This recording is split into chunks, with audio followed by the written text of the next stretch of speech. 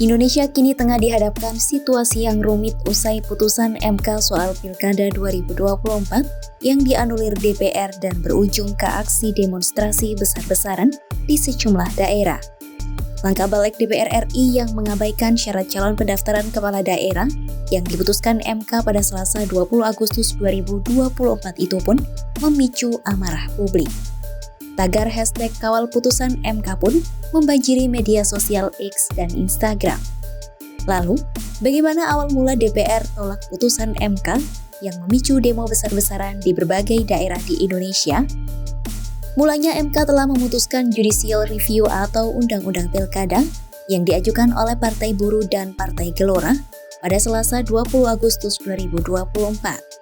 Putusan yang tertuang dalam putusan nomor 60/PUU strip XXII Romawi _2024 memuat ambang batas atau threshold pengusungan calon kepala daerah di Pilkada disetarakan dengan besaran persentase persyaratan calon perseorangan.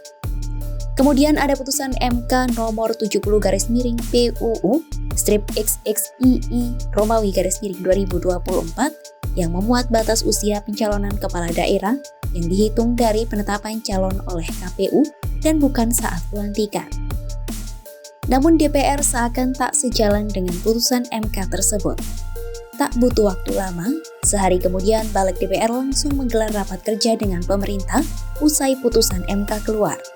Dalam rapat tersebut, DPR RI mengabaikan putusan MK nomor 70/PUU strip XXII Romawi _2024 dan memutuskan untuk mengikuti aturan MA terkait batas usia calon kepala daerah.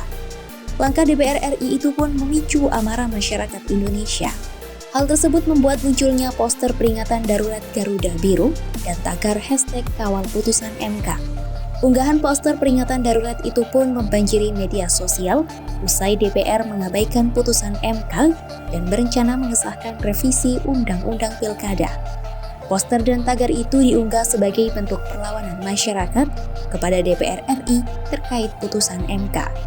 Keesokan harinya, Kamis 22 Agustus 2024, aksi protes pun terjadi di sejumlah daerah di Indonesia. Masyarakat yang terdiri dari guru besar, buruh, mahasiswa dan aktivis 98 terjun langsung melakukan unjuk rasa. Demo itu dilakukan untuk mengawal putusan MK dan menentang DPR RI agar membatalkan pengesahan RUU Pilkada. Jalannya demo semakin sore pun kian memanas.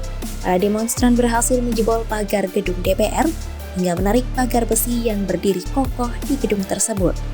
Polisi juga menembakkan gas air mata dan membuat massa berhamburan. Para demonstran pun membakar ban di depan gedung DPR RI dan melempar batu hingga flare halaman DPR RI. Polemik yang terjadi itu akhirnya berujung dengan DPR RI membatalkan pengesahan RUU Pilkada.